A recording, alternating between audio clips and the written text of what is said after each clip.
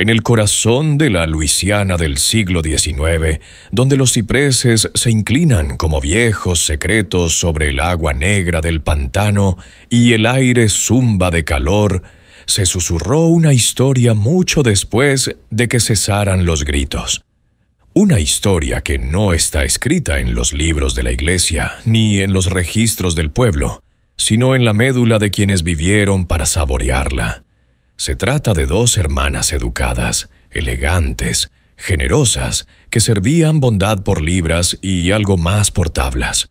Porque en 1854 el humo que salía de Cypress Hollow llevaba algo más que el aroma del cerdo sazonado y el nogal.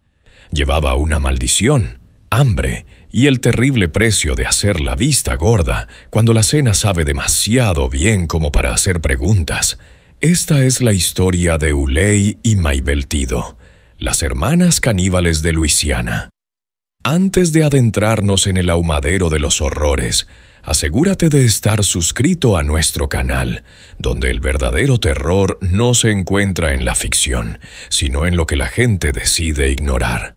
Toca esa campana porque algunas historias fueron enterradas por una razón. Ahora comencemos. El pueblo de Cypress Hollow era poco más que un claro en el pantano, solo 27 casas, una iglesia y una oficina de correos que hacía las veces de barbería. La mayoría de los días el barro llegaba hasta los tobillos. Los mosquitos eran tan espesos que oscurecían la luz y el aire era tan denso que parecía respirar a través de una tela mojada. La vida era dura. La casa era más dura, y cuando llegaban las lluvias, que eran frecuentes, las carreteras desaparecían por completo y la gente vivía de la sal, la oración y la carne cuando podían conseguirla. Pero había un lugar donde la carne nunca parecía agotarse. A las afueras del pueblo, justo donde los árboles crecían demasiado y la niebla nunca se disipaba, estaba el ahumadero de Tíbido. Un edificio de techo inclinado, paredes ennegrecidas y una chimenea que nunca dejaba de respirar. Pertenecía a Uley, la hermana mayor, de mirada aguda y movimientos gráciles, y a Maybelle más joven, de voz suave, y a la que siempre se veía con una cinta en el pelo y sangre bajo las uñas. La gente del pueblo las adoraba. Cuando una familia perdía sus cerdos por culpa de la fiebre, las hermanas enviaban panceta ahumada envuelta en lino. Cuando una inundación derriba una cabaña, traían estofado con albóndigas tan suaves que hacían llorar. Cuando el invierno del 53 mató a 2 docenas de gallinas y todos los ciervos del pueblo desaparecieron en el silencio, las hermanas Tibido mantuvieron a todos alimentados. Nadie preguntó de dónde venía. Las hermanas decían que tenían una línea de suministro secreta, un primo trampero del norte que enviaba barriles de carne salada. Otros decían que criaban cerdos salvajes en el profundo pantano donde nadie se atrevía a ir. Algunos se lo preguntaban, pero no por mucho tiempo, porque preguntarse significaba pasar hambre, y las hermanas se aseguraban de que nadie pasara hambre. El ahumadero estaba detrás de la cabaña. Era una estructura larga y baja, con bisagras de hierro y gruesas cadenas en las puertas. Siempre estaba cerrado, excepto los días de humo cuando la chimenea emitía una espesa niebla negra y el olor se extendía como un hechizo por todo el pueblo. La gente decía que olía a pimienta y a ajo, pero siempre había otra nota, tenue y metálica. La mayoría lo ignoraba. Solo el padre Henry, el sacerdote recién asignado, se estremecía cada vez que pasaba cerca. Dentro de la casa, las hermanas vivían como señoras, cortinas de fino encaje, un piano al que solo le faltaba una tecla, un salón con un retrato de su difunta madre y un antiguo reloj de pie que marcaba 3 minutos demasiado lentos. Ningún hombre las visitaba. Nadie veía ganado, y nunca invitaban a nadie a ver lo que guardaban detrás del cobertizo. Pero la gente notaba algo más. Los forasteros pasaban por el pueblo, cazadores, comerciantes, vagabundos, y a menudo visitaban a los Tibido para alojarse o comerciar. Las hermanas, siempre amables, les ofrecían té, un lugar donde lavarse y una comida caliente. Los forasteros nunca dejaban críticas groseras. De hecho, nunca se marchaban. La última vez que se vio a un comerciante de Nueva Orleans entrar en su casa fue en abril. A un trampero de Arkansas se le oyó jactarse del precio que obtendría por las pieles, pero su carro fue encontrado más tarde flotando por el arroyo vacío. Las excusas siempre eran fáciles. Probablemente tomó el río. Se escapó con su amante. Los hombres así no se quedan quietos. El pueblo no investigó. Después de todo, había carne en la mesa. Uli paseaba a menudo por el pueblo con sus faldas planchadas y sus guantes oscuros, entregando fardos envueltos a viudas y madres, siempre sonriente, siempre educada. Mabel permanecía más cerca del hogar, atendiendo los fuegos del ahumadero. Su delantal se teñía de rojo incluso antes de que empezara la matanza. Los niños la llamaban la carnicera silenciosa, y por las tardes el humo volvía a elevarse, negro como la tinta, enroscándose como dedos en el crepúsculo. Y Cypress Hollow comía, siempre comían. Nadie sabía que bajo el suelo del ahumadero, tras una segunda puerta oculta, había una trampilla forrada de ganchos y una mesa de piedra con ataduras oxidadas y un diario con nombres escritos con tiza roja, seguidos de fechas y breves anotaciones como muslos tiernos, sangrado lento o jóvenes limpios, poco desperdicio. Todavía no. A estas alturas de la historia, lo único que sabían era que las hermanas tenían un don para los sabores y que su amabilidad nunca se agotaba. Cuando le preguntaban por la receta, Uli solo sonreía. Un viejo secreto de familia, decía. Y el pueblo se reía, y masticaban un poco más despacio y se limpiaban la boca. Y ninguno de ellos, ni siquiera el cura, preguntaba dónde habían ido a parar los huesos. Todavía no, porque el hambre tiene una manera de enseñar a la gente lo que debe ignorar. Y la gratitud, cuando se alimenta de carne caliente y consuelo tranquilo, se convierte en una forma de negación colectiva. Pero Cypress Hollow pronto aprendería que el humo no solo surgía de la madera y las especias, surgía de pecados demasiado tiernos para quemarse y de un secreto cocinado a fuego lento, hasta que alguien finalmente probó la verdad. A mediados del verano de 1854, el pueblo de Cypress Hollow prosperaba de un modo que nadie podía explicar. Mientras las parroquias vecinas se morían de hambre por la sequía y la enfermedad de los animales, la carne seguía adornando todas las mesas de Cypress Hollow, jugosa, tierna y siempre ahumada a la perfección. La gente alababa la buena fortuna. Hablaban de la misericordia de Dios, pero pocos se atrevían a admitir lo obvio. No había vacas, ni cerdos, ni ciervos. Ya no los había. Los cazadores del pueblo regresaron con las manos vacías, sus perros quietos, sus trampas intactas. Las gallinas habían muerto hacía meses de fiebre, y sin embargo, la gente del pueblo seguía comiendo costillas, lomos, chuletas y un rico estofado grasiento servido en cada picnic dominical. Todo ello, por supuesto, cortesía de las hermanas Tibido. Uye y Mabel parecían casi intactas por las penurias que las rodeaban. Su piel brillaba, sus risas nunca flaqueaban y nunca pedían un pago. Solo susurraban oraciones de agradecimiento o quizás un favor devuelto algún día. La gente los llamaba santos, ángeles. Algunos decían que su ahumadero estaba bendecido. Pero el padre Enrich, El joven sacerdote recién destinado a Cypress Hollow no estaba tan seguro. Había sido enviado desde Baton Rouge a principios de la primavera, con la tarea de restablecer el orden y la fe en esta parroquia olvidada del pantano. Con solo 2 años de sacerdocio a sus espaldas y una maleta llena de túnicas prestadas, había llegado optimista. Pero cuanto más tiempo se quedaba, más se pudría ese optimismo en algo más oscuro. El pueblo era educado, pero tranquilo, demasiado tranquilo y ciego. No hacían preguntas cuando desaparecían extraños, no parecía importarles. Henry se percató por primera vez del patrón durante una conversación con el viejo bruzar del carretero, que se quejaba de que ya nadie de fuera del pueblo le traía negocios.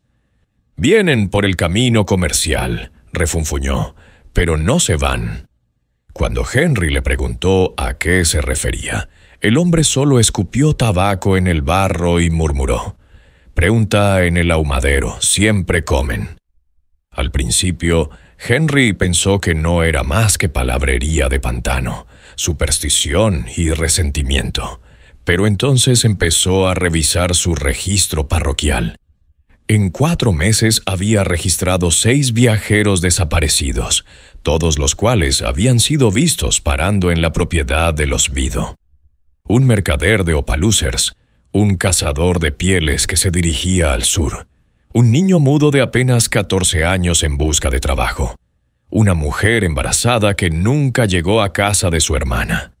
Sus nombres estaban escritos, marcados con llegó, pero nunca compartió. La inquietud aumentó cuando se dio cuenta de algo más. Las hermanas nunca compraban ganado. Ni una sola vez habían comprado un pollo, una cabra o un trozo de carne en el mercado local.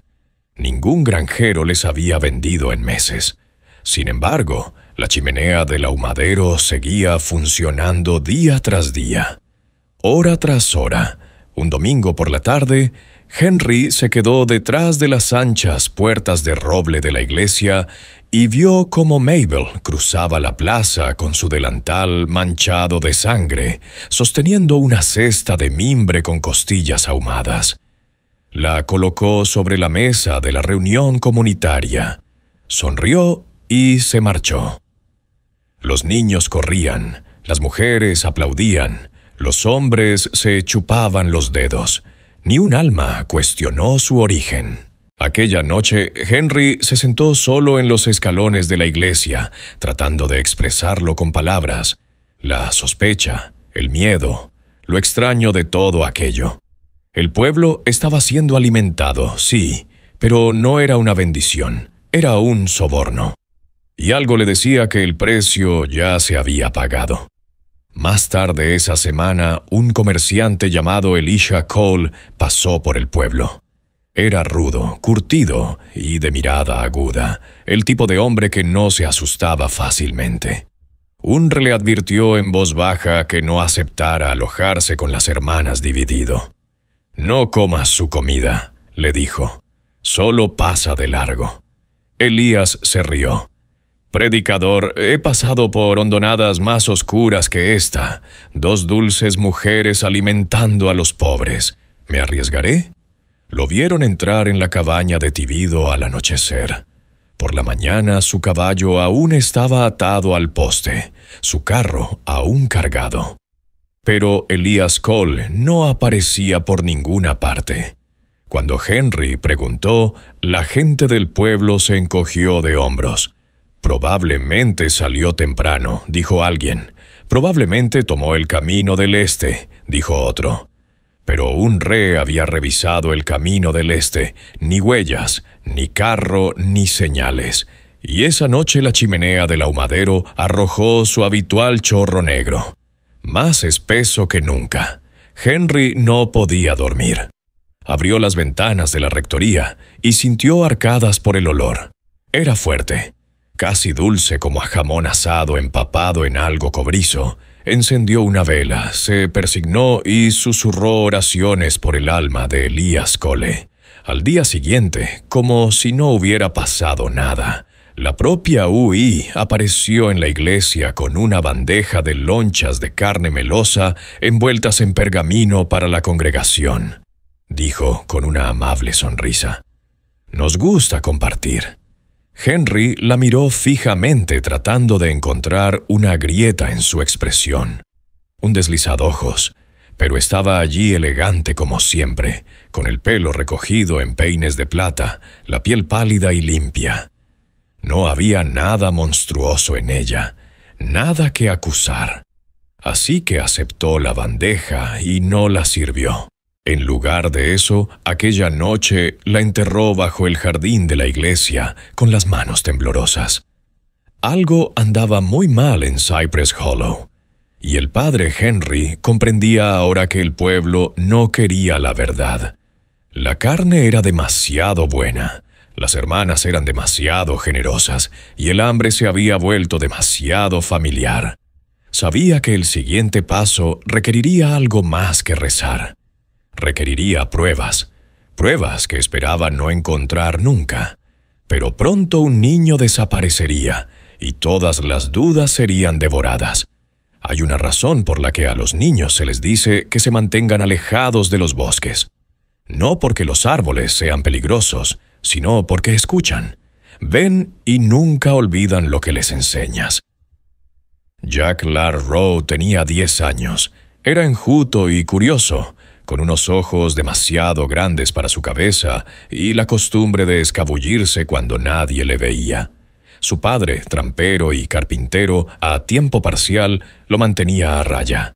Pero los niños nacidos en Cypress Hollow siempre encuentran formas de colarse por las rendijas, sobre todo cuando la niebla es espesa y los adultos están distraídos con sus propias mentiras. La propiedad de las hermanas Tivido fascinaba a Jack. Cada vez que llevaban comida al pueblo, cada vez que el humo se enroscaba en el cielo, se preguntaba cómo lo hacían. Nunca las había visto con animales. Nunca vio un solo cerdo, cabra o pollo en sus tierras. Y, sin embargo, siempre había carne, siempre. Así que una tarde, mientras su padre dormía, una botella de vino del pantano y el pueblo se tomaba su descanso dominical, Jack siguió un hueco entre dos cipres y se arrastró hacia la parte trasera de la cabaña Tívido, silencioso como un suspiro pegado al suelo. El ahumadero se alzaba frente a él, ennegrecido por la edad, con sus bisagras gruesas de óxido. Parecía menos un edificio que una herida en la tierra, un lugar construido no para comer, sino para olvidar lo que se metía dentro. Jack se agachó y miró a través de una delgada costura en las tablas combadas. El espacio justo para ver el interior cuando el viento levantaba el humo. Lo que vio no era un animal, era un hombre con el torso desnudo, colgado boca abajo de un gancho. Tenía la espalda abierta con nítidas líneas quirúrgicas y le salía vapor de la piel como si acabaran de matarlo. Un cubo situado debajo de él se llenaba lentamente de algo espeso y oscuro. La habitación estaba en silencio, salvo por el suave silbido de la grasa. Al chocar con las brasas, Jack se tambaleó hacia atrás, ahogándose en un grito que nunca llegó. Se dio la vuelta, corrió a casa y se echó a los brazos de su padre, balbuceando tonterías sobre cuerpos y humo y sangre. Su padre, todavía medio borracho, le dio un puñetazo en la oreja. «Has estado espiando a esas señoras. Te azotarán, muchacho. A nadie le gustan los mentirosos». Pero Jack siguió insistiendo. Toda la noche habló de lo que vio. La figura, el gancho, el cubo. Al amanecer se había ido. Su cama estaba vacía, sus zapatos junto a la puerta, el pestillo sin tocar. Nadie había oído nada durante la noche. En el pueblo se murmuraba que había oído asustado por el temperamento de su padre. Algunos decían que se había perdido en el pantano. Otros afirmaban que había ido en busca de aventuras. Solo un hombre, el padre Henry, creía lo contrario. Las manos de Henry temblaban mientras volvía a consultar su registro aquella mañana. Otro nombre, otra desaparición. Visitó la casa de Jack, consoló al afligido padre y luego hizo la pregunta. Nadie más se atrevió. Dijo, ¿dónde vio el cuerpo? El padre dudó, luego asintió. Dijo que estaba detrás del ahumadero. Le dije que estaba viendo cosas, pero ahora Henry no terminó la frase, no le hacía falta. La chimenea del ahumadero ya estaba exhalando de nuevo, espesa, negra y casi petulante. Aquella noche el padre Henry no pudo dormir. Caminó descalzo por los pasillos de la iglesia, rezando en voz baja. La niebla del exterior presionaba contra las vidrieras como fantasmas demasiado pacientes para llamar a la puerta. Sabía que tenía que actuar. Y pronto, a la mañana siguiente, Henry caminó por el pueblo observando cómo las hermanas Thibodeau repartían sus habituales paquetes de carne. Uli llevaba sus guantes verde pálido. Mabel tarareaba una melodía, la misma nana que cantaba siempre suave y lenta como el jarabe hirviendo. Sonreían, reían, agradecían al pueblo su amabilidad. Henry se acercó a ellos. ¿Puedo hablar con vosotros?, preguntó forzando la calma. Uli se volvió hacia él con expresión cálida. Por supuesto, padre. Sobre el chico, dijo. Jack se ha ido. Dijo que había visto algo detrás de tu casa. Hubo un parpadeo, un pequeño cambio en la expresión de Uli. Ni miedo, ni culpa, solo cálculo. Era un niño problemático, respondió ella. Siempre hemos intentado ser amables con los pequeños, pero algunos pierden el norte. Venía a su propiedad. No más que cualquier otro niño, dijo ella con suavidad. Ya sabes cómo son, siempre inventándose historias. Henry miró a Mabel, que permanecía inmóvil con los ojos en el suelo. No habló, nunca lo hacía. Cuando Uli se ocupaba de las preguntas, las dejaba con un movimiento de cabeza. Pero algo había cambiado. Las hermanas sabían que sospechaba, y él sabía que ahora le observaban. 2 días después, encontraron la mochila de Jack atrapada entre los juncos detrás del ahumadero. Estaba medio enterrada en el barro. Dentro había un tirachinas, un soldado de juguete tallado en pino y una tira de lino manchada de sangre. El sheriff del pueblo, viejo y cansado, lo descartó. Podría haber sido de cualquiera, murmuró. Los chicos se dejan cosas, pero Henry no dijo nada. Se limitó a volver a casa y a mirar fijamente la vela que ardía en el alfizar de su ventana, susurrando plegarias por un muchacho cuyo único error fue mirar demasiado de cerca lo que otros prefirieron ignorar. Y el humo seguía subiendo. El pueblo seguía comiendo.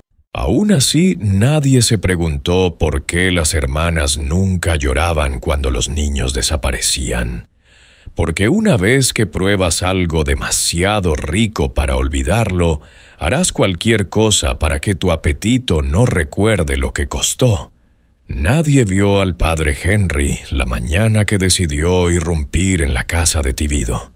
El aire estaba cargado de calor de pantano, de ese que se te pega al cuello como un susurro. Cypress Hollow se movía lentamente aquel día, embotado por el sol y el silencio, y las hermanas habían ido temprano al mercado con sus cestas balanceándose y sus sonrisas brillantes. Henry había estado observando, esperando, y ahora con la casa vacía cruzó el patio de la iglesia, pasó junto al roble ahuecado y se adentró suavemente en el bosque. La casita de las hermanas se erguía como un recuerdo, limpia, encalada, delicada. A nadie se le había ocurrido pensar en ella como algo que no fuera cálido. Pero ahora con las cortinas echadas y la puerta cerrada, parecía otra cosa, una trampa de encaje. Rodeó la propiedad una vez y abrió la puerta trasera con la hoja de su crucifijo. La madera gimió, se le cortó la respiración. Ninguna alarma. Ningún crujido. Dentro la casa estaba silenciosa como un cementerio. El salón olía ligeramente a lavanda y carne ahumada. Todo estaba perfectamente ordenado. Hierbas secas atadas en manojos, blondas de encaje sin una mota de polvo, y sobre la chimenea un cuadro de dos chicas jóvenes vestidas de blanco junto a un río.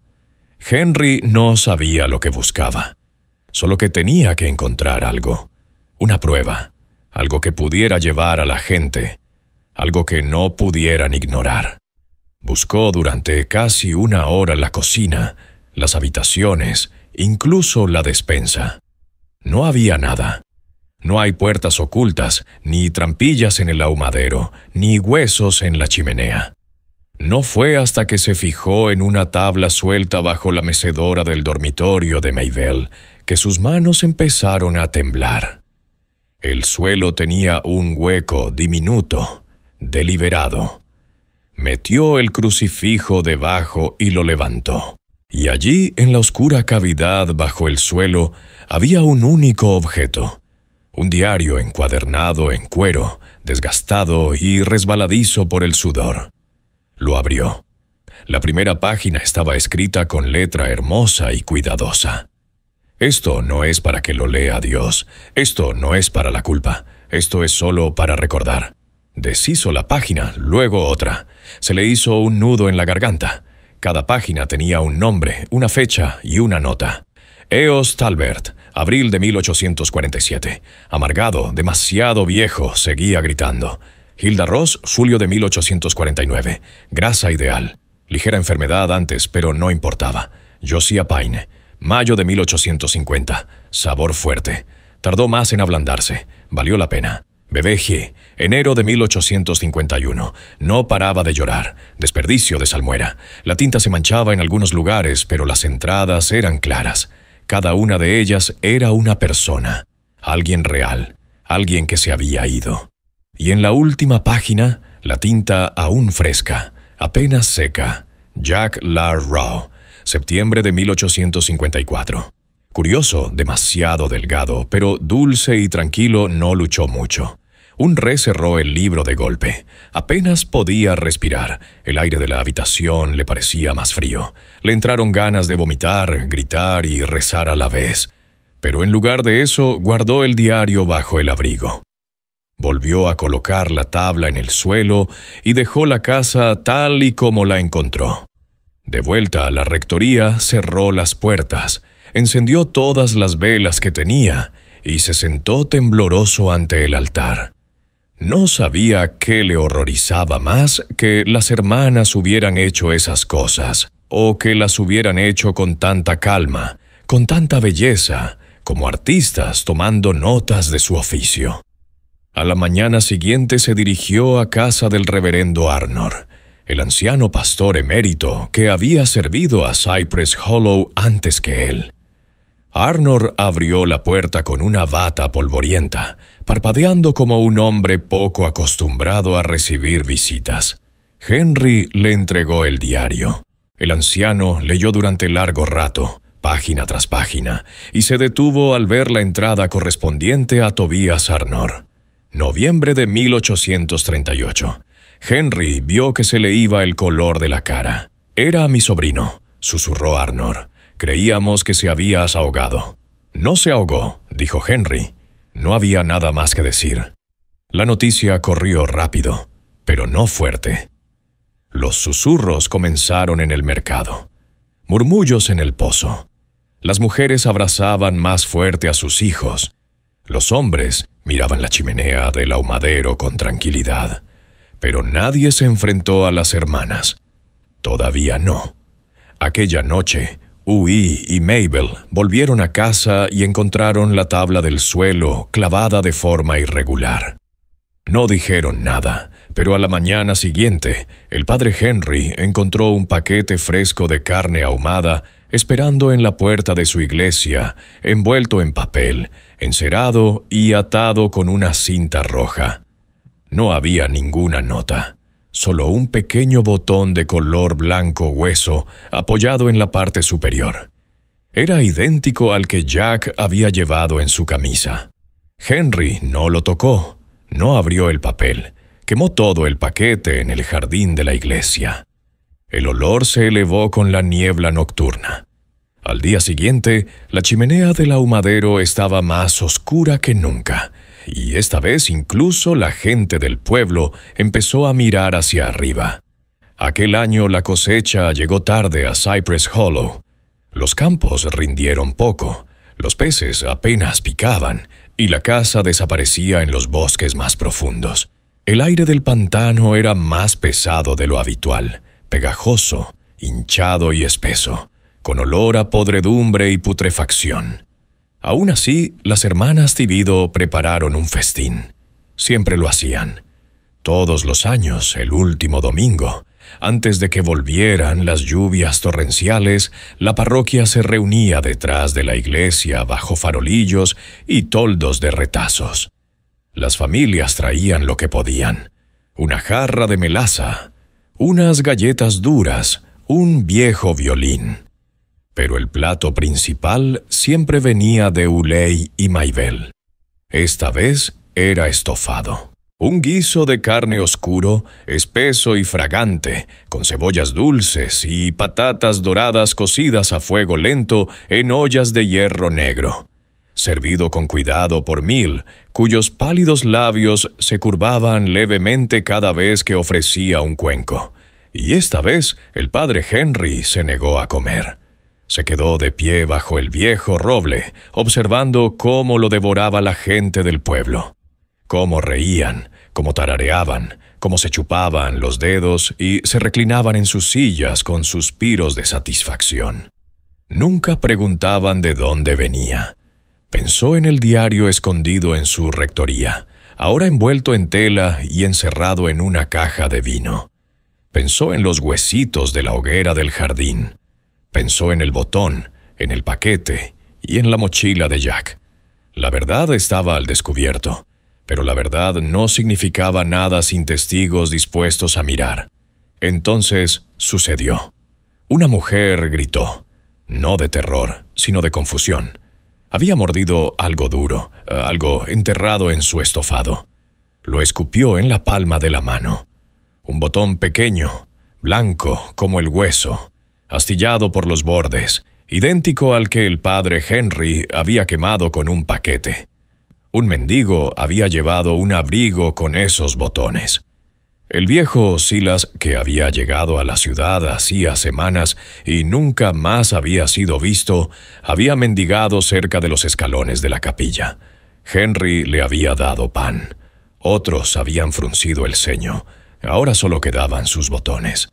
Henry se adelantó. Su voz sonó clara y grave. «Esto no es carne», dijo. La música se detuvo. Algunos se congelaron. Otros parpadeaban lentamente, confusos. «Este estofado», dijo Henry, «no es de ninguna vaca, cerdo o ciervo. Es de alguien que caminó entre nosotros, alguien a quien hemos fallado». Las hermanas Thibodeau permanecieron inmóviles junto a su caldero. Uley sonrió. «Padre», dijo dulcemente, «tal vez el calor te ha afectado. No has comido en todo el día. Siéntate, ¿quieres? He visto tu libro de cuentas», respondió él. «He leído los nombres». Ahora la gente se volvió, los rostros ensombrecidos, pero no de rabia, sino de incredulidad. Las madres abrazaban más fuerte a sus hijos. Los hombres se movían incómodos, y sin embargo, nadie se puso a su lado. «Vas a acusar de asesinato a 2 mujeres que alimentaron a este pueblo durante la hambruna», dijo el alcalde Ruland levantándose de la mesa. Su voz era tranquila, pero cortante. Sobre la base de un botón, Henry miró a su alrededor sobre la base de una docena de nombres. Un niño desaparecido y una carne que no se parece nada a ningún animal que yo haya conocido. «Te negaste a bendecir la comida», añadió otro hombre. «Has estado ausente desde que Jack huyó. Tal vez eres tú quien está enfermo». Julie dejó el cucharón. «Somos mujeres hospitalarias», dijo. «Nunca hemos rechazado una boca. Incluso cuando otros no tenían nada que dar, nosotras dábamos. Y ahora esto se le llenaron los ojos de lágrimas. Nadie sabía si eran de verdad o ensayadas. Mabel bajó la mirada y se retorció las manos como una niña regañada. Los aldeanos murmuraron. Los ojos no se volvieron hacia las hermanas, sino hacia Henry. Confiaban en ellas. Las hermanas traían comida, calor, sonrisas. Henry traía sermones y ahora acusaciones sin pruebas que podían digerir. Él lo veía claro. No querían creer, no porque no lo vieran, sino porque lo veían. Admitir lo que realmente era la carne sería admitir que la habían comido.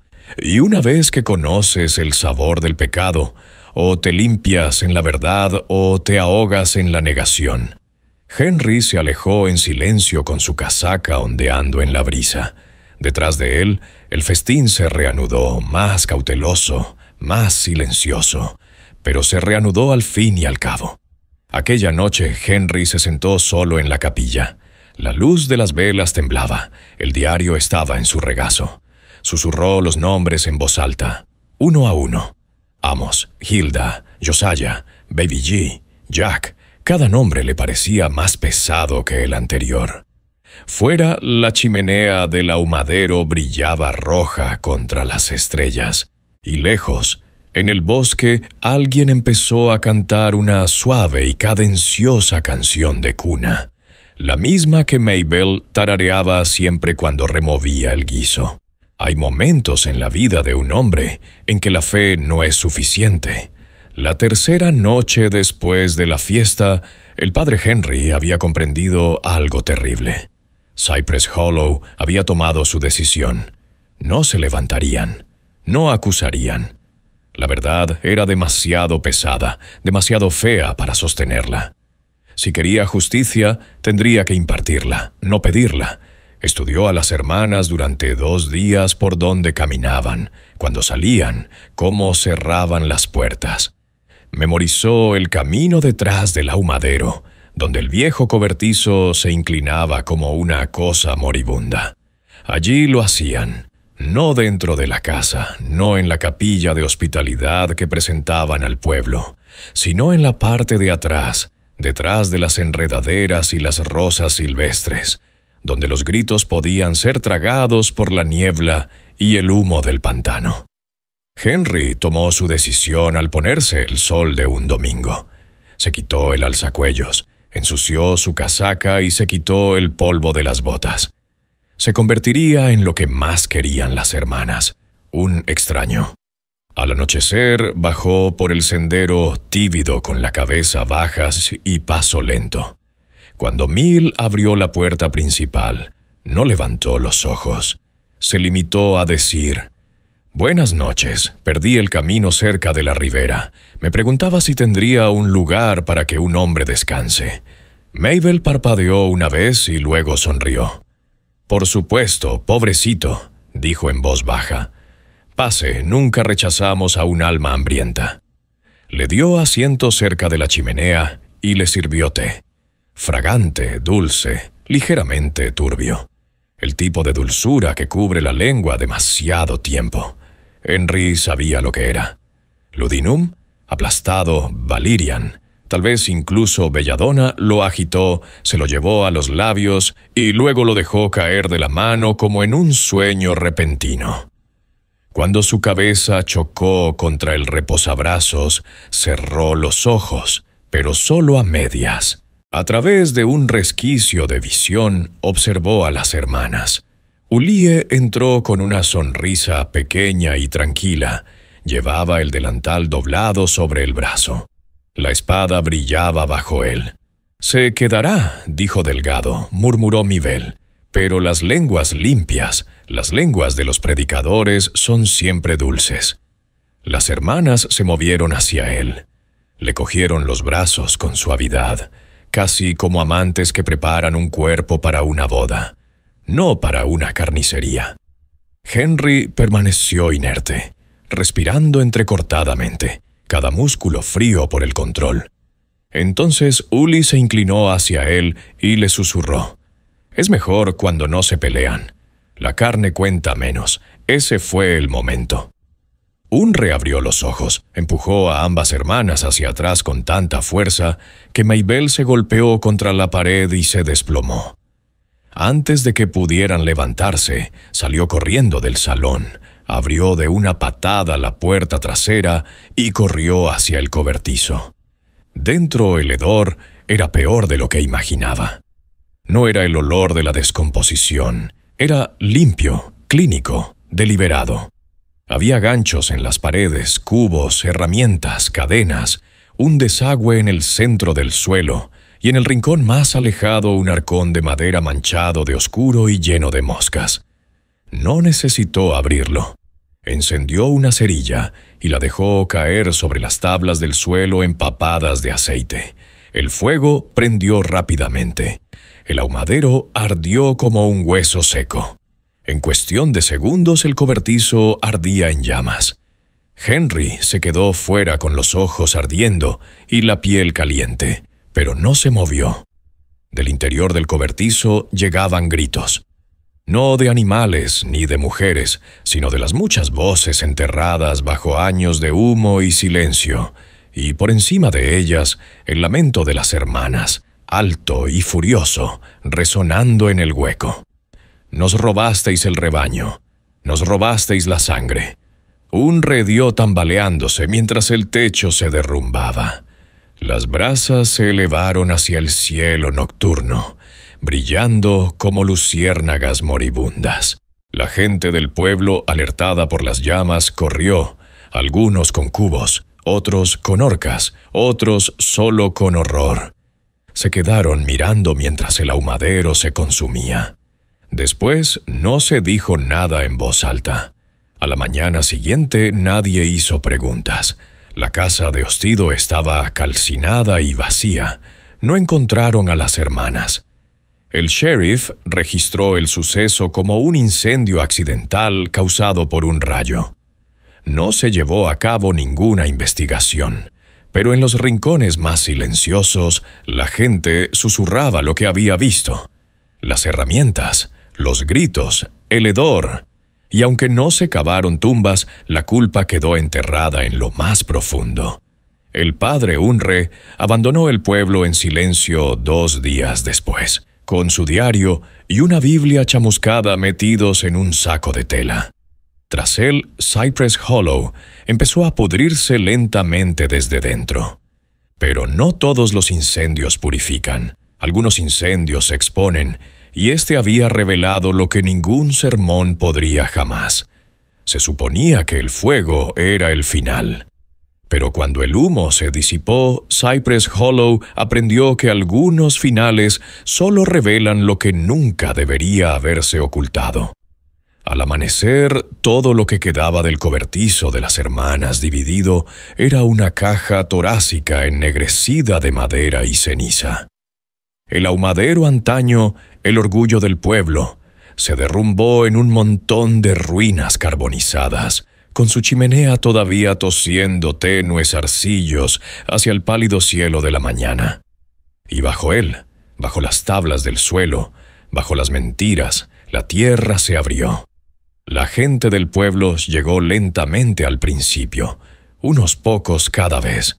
Los valientes, los curiosos, los que aún tenían la esperanza, incluso ahora de que el padre Henry se hubiera equivocado.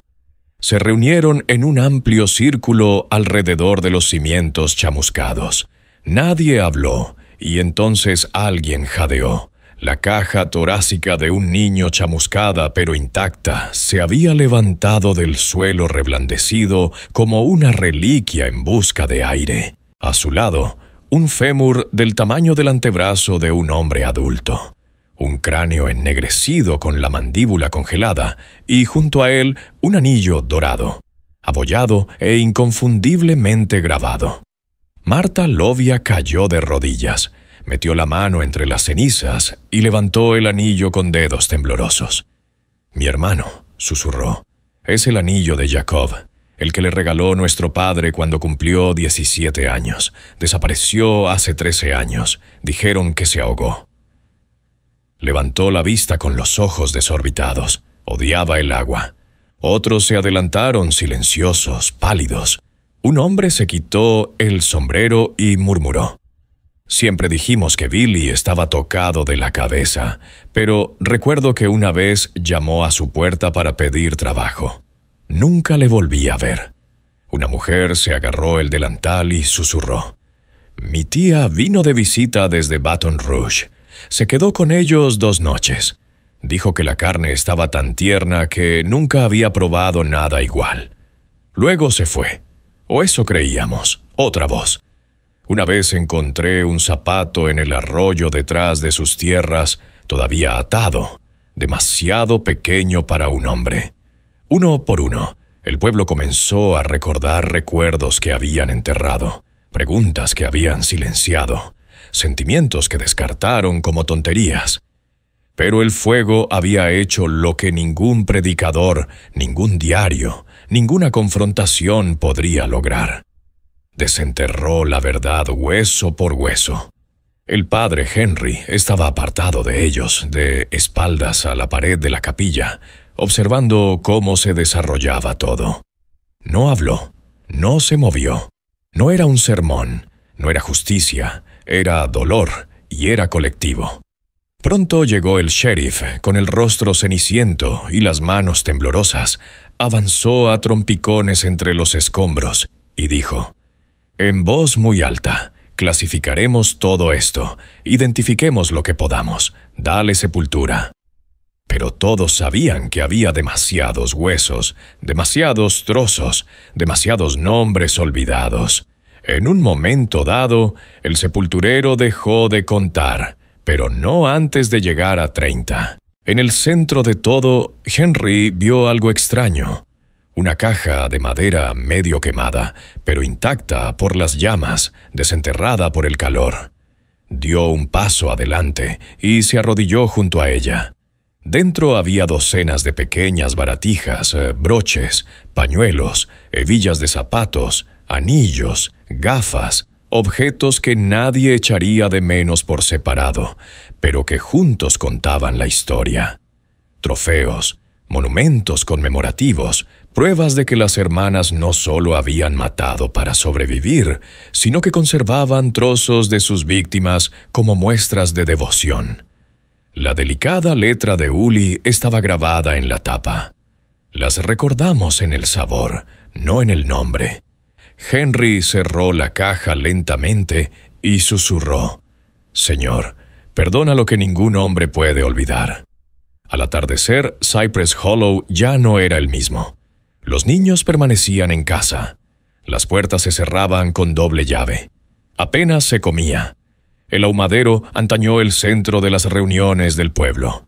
Era ahora una cicatriz en la tierra acordonada con estacas y cordeles rojos.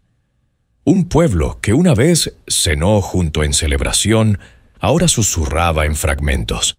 Siempre tarareaba cuando removía la olla. ¿Verdad? Ese té siempre me daba sueño. ¿Cómo es que nunca nos preguntamos de dónde venía la carne? La verdad había quemado y ahora supuraba. No porque se hubiera acabado, sino porque todos la habían probado y ninguna oración podía limpiar la boca de los muertos. Aquella noche, el padre Henry se arrodilló solo ante el altar. Encendió 11 velas, susurró en voz alta 11 nombres.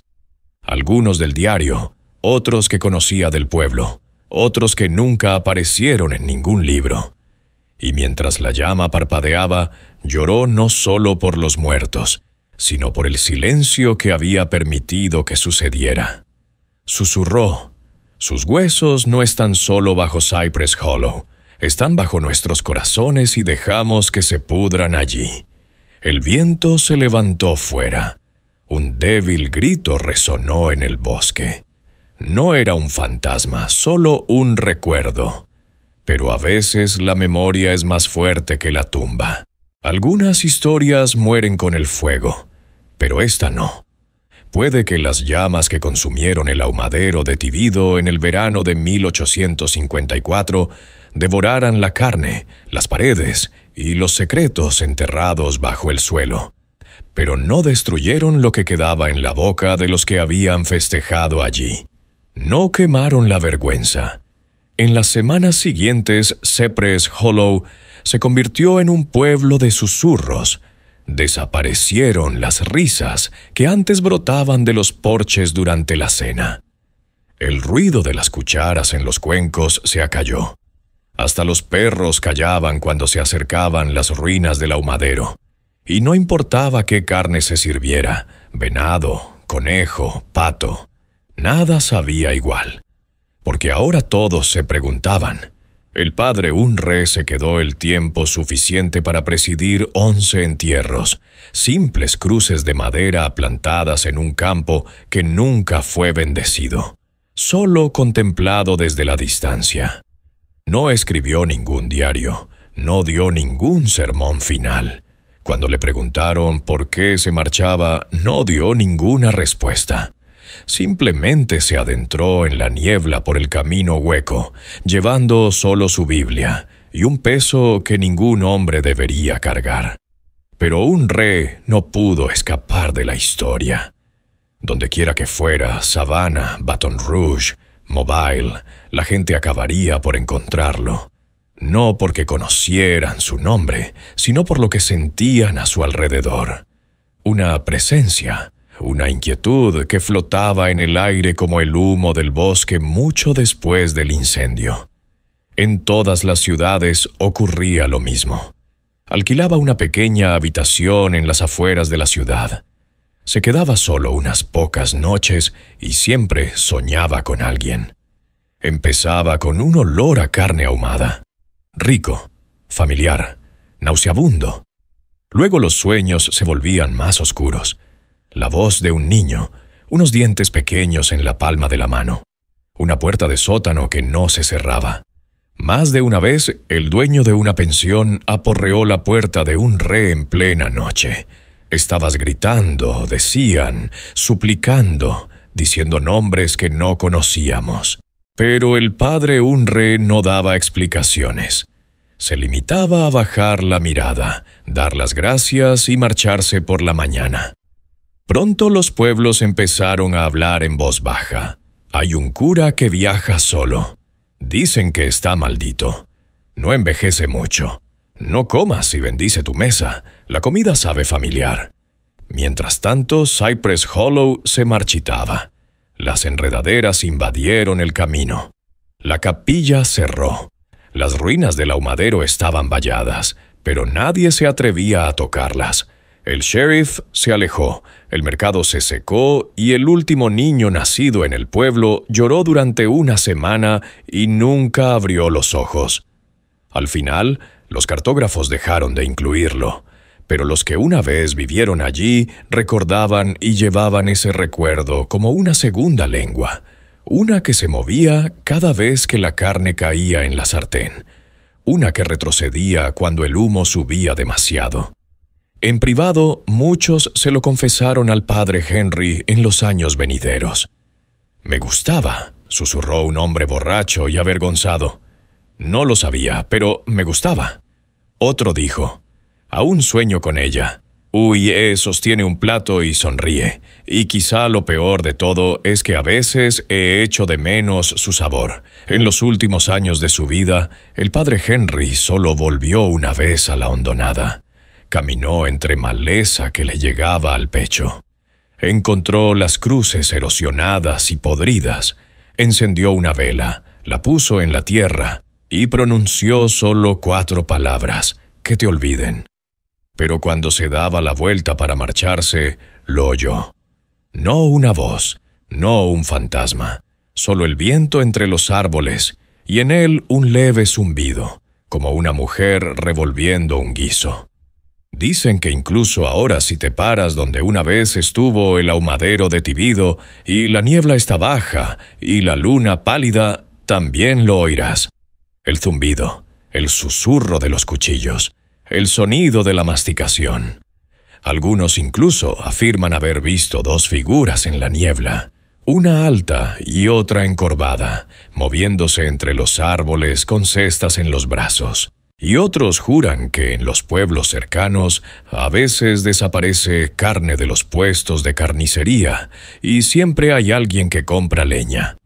La historia de Cypress Hollow nunca se escribió en los libros, no se enseña en las escuelas, ni está grabada en ninguna piedra, pero vive en susurros, en rumores y en las bocas de aquellos que comieron con demasiada ansia, que alabaron la ternura antes de cuestionar la fuente. Las hermanas se han ido, pero el sabor nunca. M.